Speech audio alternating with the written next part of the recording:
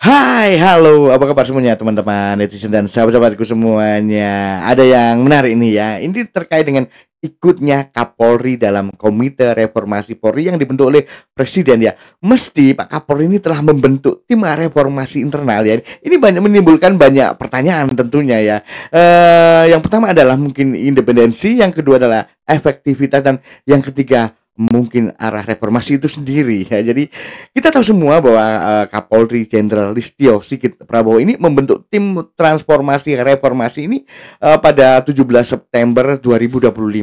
Ini sebagai respon atas desakan publik terhadap berbagai pelanggaran etik dan kekerasan aparat ya. Sedangkan Pak Prabowo ini kemudian membentuk Komite Percepatan Reformasi Polri yang anggotanya adalah dari eksternal ya. Ada Pak Mahfud, ada Pak Jimli, dan juga ada mantan Kapolri juga ya. Jadi Pak Kapolri ini ikut duduk sebagai anggota dalam komite eksternal ini. Ya, ini menciptakan situasi di mana ia ini menjadi subjek sekaligus aktor reformasi gitu kan ya. Jadi keterlibatan Kapolri dalam dua tim reformasi internal dan eksternal ini berpotensi melemahkan fungsi check and balance ya. Jadi bagaimana mungkin seorang ini mereformasi dirinya sendiri ya secara objektif, bagaimana gitu teman-teman semuanya ya. Jadi komite eksternal ini seharusnya menjadi mekanisme kolektif ya yang independen terhadap struktur internal Polri ya. Jadi kehadiran Kapolri ini di dalam ini bisa apa ya, menghaburkan batas atau pengawasan dan juga pelaksanaan gitu teman-teman semuanya. Jadi mungkin ada dua tafsir di sini ya. Yang pertama adalah mungkin strategi kooptasi ya. Jadi dengan masuknya dengan masuk ke dalam komite eksternal ini ya, Kapolri ini bisa mengarahkan narasi dan membatasi kritik tajam terhadap institusinya ya gitu ya. Yang kedua mungkin adalah komitmen kolaborasi ya. Jadi bisa juga dibaca sebagai bentuk keterbukaan dan kesediaan untuk direformasi bersama, menunjukkan bahwa Polri ini tidak alergi terhadap masukan eksternal begitu ya. Namun teman-teman semuanya ya, publik skeptis ya terhadap efektivitas reformasi yang tidak disertai dengan perubahan struktural dan jaminan independensi gitu kan ya teman-teman semuanya. Jadi ada beberapa pengamat ini menilai bahwa tim reformasi internal Polri ini terlalu homogen gitu ya, karena seluruh anggotanya ini berasal dari institusi yang sama, sehingga rawan bias dan resistensi terhadap perubahan mendasar begitu ya. Jadi komite eksternal diharapkan ini ya menjadi penyeimbang gitu ya.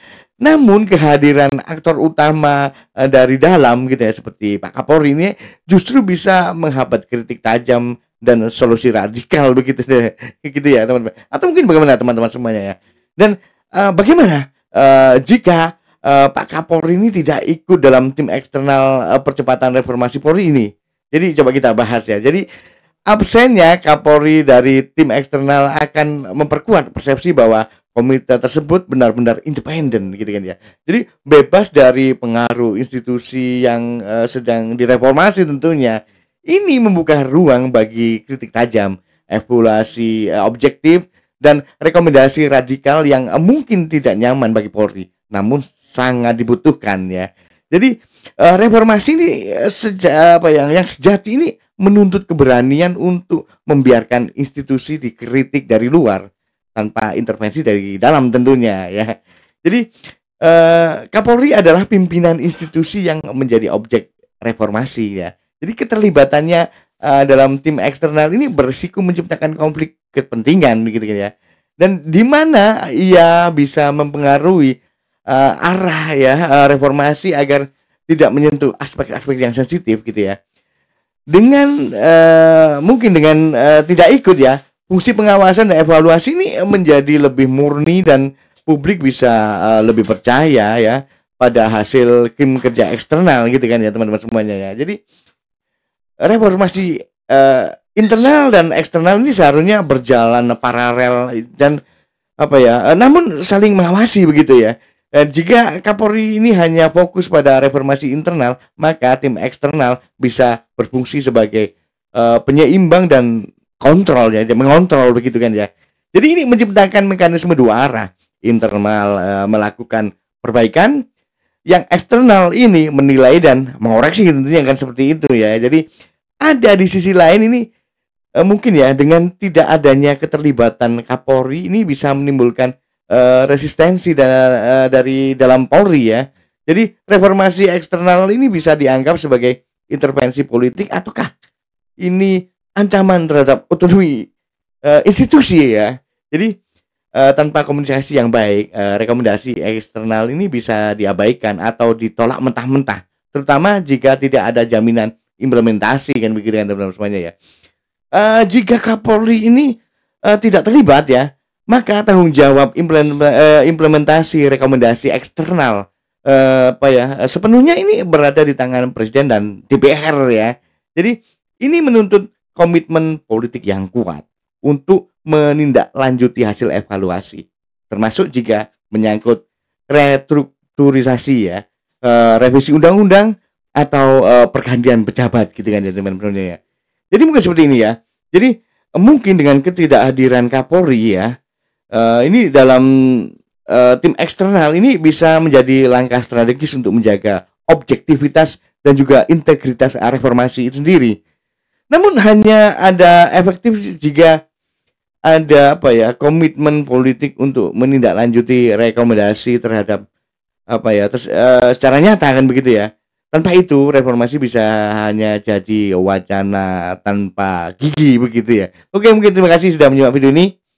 Kita ketemu lagi di video berikutnya yang lebih keren, lebih seru dan juga lebih heboh tentunya ya. Tapi sebelum itu coba kita lihat cuplikan bagaimana pidato Pak Kapolri ini. Ya, yang saya hormati Bapak Menseknek, Bapak Siskap.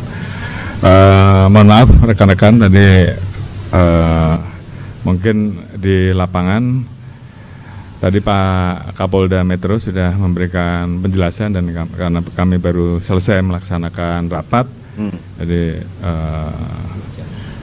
ada beberapa hal yang mungkin perlu kami update. Tapi yang jelas apa yang tadi sudah disampaikan oleh Pak Kapolda Metro, kembali kita tekankan untuk memberikan pelayanan terbaik khususnya bagi korban, karena di awal jumlah korban kurang lebih mencapai 50 atau 60, tapi saat ini alhamdulillah sudah dibuatkan posko dan korbannya saat ini sudah bisa berangsur-angsur pulang dan ada 2 orang yang saat ini sedang dilaksanakan operasi. Sementara untuk terduga pelaku saat ini sudah kita dapatkan, anggota sedang melakukan pendalaman terkait dengan identitas korban, kemudian juga.